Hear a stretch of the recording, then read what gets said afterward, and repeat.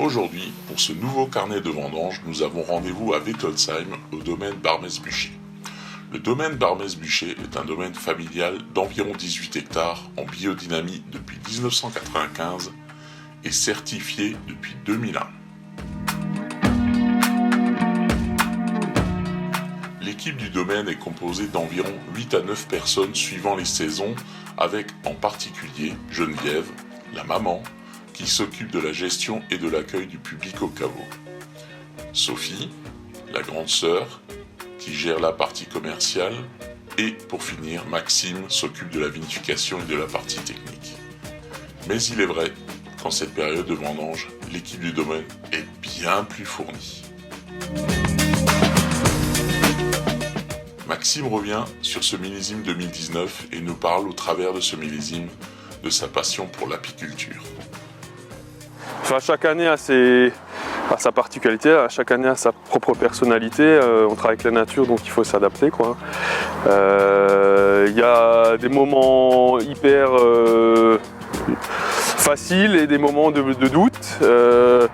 Voilà, et non, mais 2019 pour l'instant, je touche du cep de vigne, du bois, c'est top. J'estime qu'on a de la chance en fait, quoi, donc il faut rester humble face aux choses qui se passent, parce que quand je vois, il y a des collègues dans le Beaujolais ou ailleurs, il me semble, ils ont de nouveau pris de la grêle. Nous, rien. Non, je pense qu'on n'a pas le droit de se plaindre. La récolte est un peu plus basse qu'en 2018, mais je pense plus haute qu'en 2017. Donc on est sur 2019, donc je dirais que c'est un millésime tardif entre guillemets, parce que c'est vrai que 18 on a démarré fin août, ça c'était le record, quoi. C'était le 23 août que nous au domaine on a démarré, on n'a jamais démarré aussitôt. On a déjà connu des fin août de vendange, mais alors le 23 non. 17 c'était le 28 août je crois. On se rapproche un peu de 2016, on a démarré vers après le 10 septembre là cette année. Et ce qui est en fait assez tardif, même si ça n'a toujours rien à voir avec ce qui se faisait à l'époque. Dans les années 80, il démarrait beaucoup plus tard, mais bon, beaucoup de choses ont changé, les méthodes culturales et puis les pratiques culturelles, et puis le climat aussi, quoi, hein. Le changement climatique, c'est vrai que joue aussi, et on a des périodes beaucoup plus sèches, avec des extrêmes climatiques plus marqués, quoi.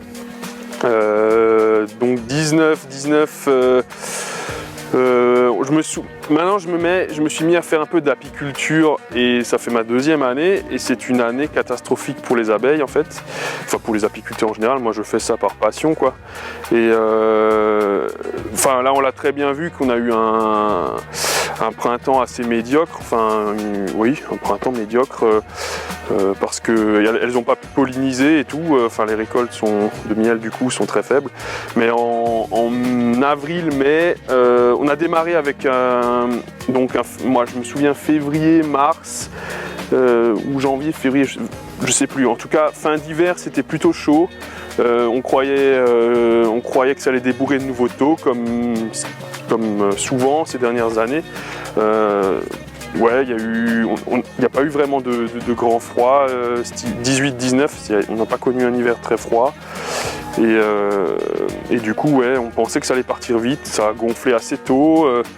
Je me souviens, j'étais un peu à la bourre au niveau du liage. Il y a des collègues qui m'ont fait appel à de la prestation alors qu'ils en faisaient pas appel d'habitude. Tout ça parce qu'il faisait un peu plus chaud. Les abeilles ont pollinisé déjà très tôt. On avait du miel, on a commencé à mettre des hausses, je me souviens, en mars, début mars, en pensant que les fleurs allaient venir tôt, toute la végétation, et que ça allait blinder tout de suite. Mais non, heureusement pour mon boulot dans les vignes, mars, ça s'est rafraîchi. Mars, avril, chute des températures.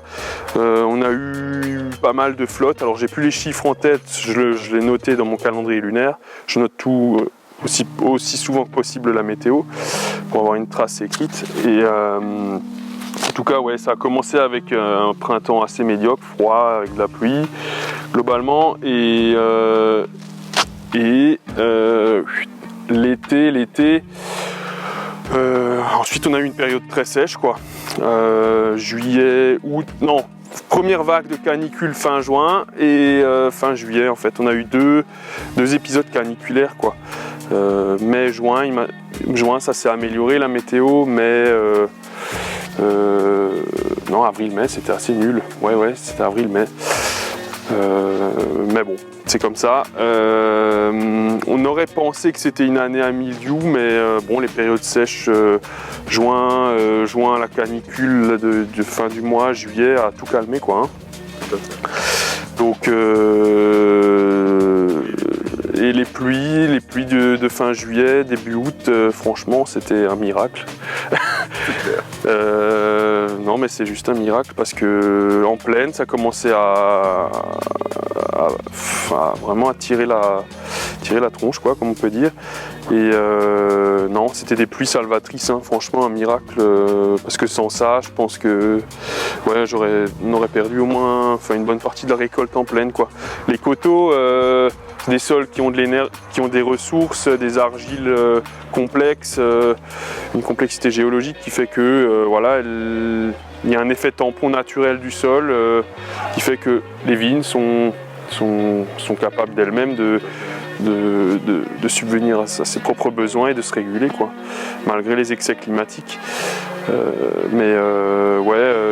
Et puis bon là, on a eu ces pluies miraculeuses de fin juillet, début août, et depuis un temps magnifique et un début de vendange avec des nuits fraîches et puis des journées ensoleillées. Ouais.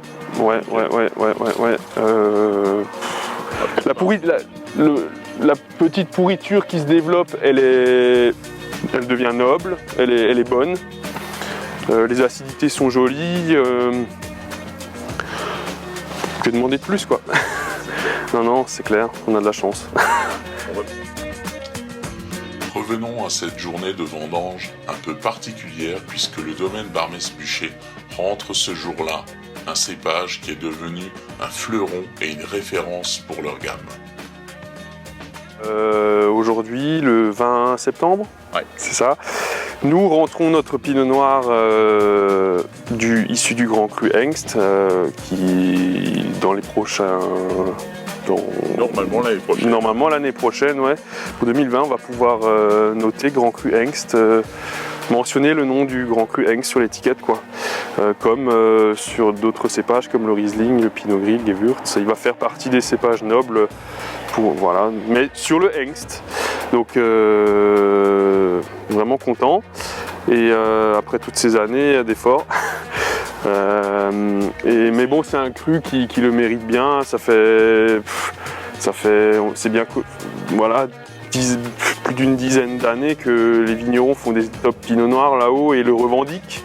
Il subsiste quelques vieilles vignes et les structures sur le Hengst sont toujours bien mûres, très typées, avec de la matière, des tanins amples mais soyeux, et une matière épicée aussi qui provient de l'énergie du Hengst. C'est chouette. C'est une vendange qui est vraiment ça vaut le coup. Très particulière, très soignée. Tu peux peut-être nous expliquer un peu pourquoi? Alors le pinot noir, c'est vrai que mon père en 2001, mes parents ont beaucoup investi et on a une table de tri notamment et c'est top, hein, pour notamment les vins de macération comme le pinot noir qui va macérer pendant 15 jours, donc il est important d'avoir des matières, des raisins nickel chrome, quoi, juste mûrs comme il faut. Et puis faut que ce soit sain, quoi, hein, parce que ça va macérer et puis il faut que le vin en tire le meilleur de cette pellicule et de l'énergie du terroir. Donc il faut pas que il faut que l'état sanitaire soit impeccable, tout simplement. Donc on est une équipe de 20 personnes là est en train de cueillir et on est 1, 2, 3, 4, 5 personnes autour de la table de tri pour faire le ménage, quoi. Tout à fait, ouais. Si je peux dire, faire un dernier peaufinage, un peu comme un chef cuisinier qui vérifie ses plats avant que ça aille en salle, avant que ça aille chez le client. Moment nostalgie lorsque Maxime nous parle de ses premières expériences de vendange à 13 ans. Je me souviens en 2003, j'avais beaucoup aidé mon père. J'avais commencé à beaucoup aider mon père lors de de son travail, surtout durant mes samedis, les congés scolaires, quoi. Et je me suis dit, bon, c'est vrai que c'était un personnage, quoi. Il avait toujours beaucoup de niaque et de volonté, quoi, même quand ça marchait pas. Bon, c'était pas un bonhomme facile, hein, mais il était toujours très passionné, quoi. Et c'est vrai que quand t'es gamin comme ça, et que t'aimes tes parents, et que t'es un peu observateur, que t'es curieux, tu te dis mais pourquoi mon père pourquoi est-ce qu'il met tellement d'énergie dans ce qu'il fait, il y a quand même un truc. Je pense que son métier lui plaît et pourquoi pas, quoi. Je me suis dit pourquoi pas. Et bon, peut-être avant l'âge de 13 ans, j'aimais déjà. Avant d'avoir la grande cave de 2001, on avait un énorme jardin. Mes grands-parents, mes grands-mères, c'était des cuisinières hors pair. Mes parents m'emmenaient au restaurant on prenait pas souvent l'avion, mais ça c'était pas du tout, tant mieux pour l'environnement. On allait par contre faire les plus grands restaurants de France. Ils prenaient une semaine de vacances par an, ils en prenaient pas beaucoup, mais on faisait les choses bien, quoi. Ils voulaient faire les choses bien. Et donc voilà, je les en remercie et j'ai pris goût à ça avec le temps. Et puis les bestioles, en fait, j'adore ça. C'est pour ça que je fais maintenant un peu d'abeilles. Les lézards, je faisais des petits biotopes. À l'époque, il y avait plus de neppes et des têtards dans les ruisseaux là-haut. Au bord du Steingrubler, maintenant il y en a moins, j'ai l'impression. J'adorais ça. Et puis voilà, pourquoi pas, vigneron, pourquoi pas. Avant de finir cette interview, abordons la question sensible des zones de non-traitement avec Maxime. En fait, moi, je serais pour l'obligation de traiter en bio tout ce qui est au bord des habitations, tout simplement. Le problème, c'est que les administrations considèrent certains produits biologiques comme la bouillie bordelaise, il me semble, ou le soufre, ils vont le considérer comme un produit phytopharmaceutique aussi nocif qu'un produit phytoconventionnel connu pour être cancérigène, certains, et notamment le glyphosate ou d'autres produits chimiques, quoi. Les produits que moi j'utilise sont essentiellement des plantes et un peu de bouillie bordelaise et du soufre. C'est des produits un peu irritants, mais pour les deux et pour l'environnement, ça fait rien du tout, quoi. On n'a jamais eu des sols aussi vivants.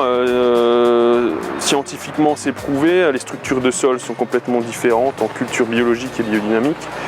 Comme solution. Parce que vous en avez une, mais qui n'est pas celle qui est au bout des administrations, donc des politiciens. En fait, j'ai quand même peur que ça va être handicapant pour nous. Il faudrait qu'ils considèrent les produits biologiques pas comme un produit phytosanitaire conventionnel, quoi. Parce que les cultures de vignes, les gens sont quand même contents d'avoir de la verdure autour d'eux, quoi. Et c'est pour ça que les citadins ou d'autres personnes viennent dans les villages s'installer. Je les comprends, hein, c'est plus calme, c'est chouette. Moi, je leur dis aussi bienvenue. Après, il faut qu'ils comprennent qu'à 6 h du matin, que c'est du boulot, hein, ça pousse pas tout seul les vignes, quoi. Si les gens sont compréhensifs, je pense qu'il n'y aurait pas de problème, quoi. Il faut juste que les gens s'intéressent à ce qui se passe autour d'eux, soient observateurs, et se posent des questions, quoi.